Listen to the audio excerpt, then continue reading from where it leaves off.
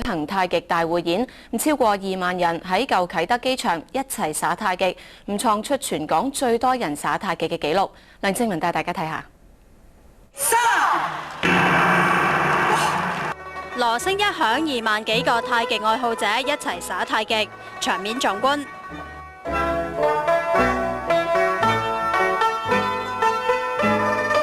喺音樂之下，起手、扭身咬步，20分鐘嘅大匯演，咁多人一齊耍，一樣咁合拍。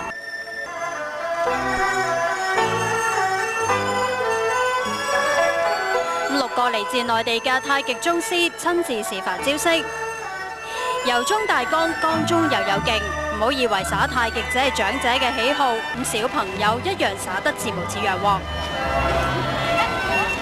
覺得太極係中國嘅一項傳統嘅文化活動啦，覺得非常有意義，咁就即係都參加咗，覺得非常之即係幾好玩啦，同埋係有益身心嘅咯。以我咁嘅年紀咧，我唔知仲有冇下次咯。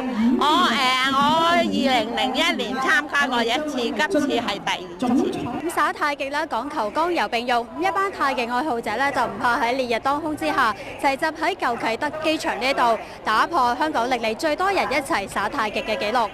喺行政長官曾蔭權、立法會主席范徐麗泰以及中聯辦主任李剛嘅主持下，2萬幾個太極愛好者匯聚一堂，除咗借機會切磋交流之外，亦都為咗慶祝香港回歸10週年。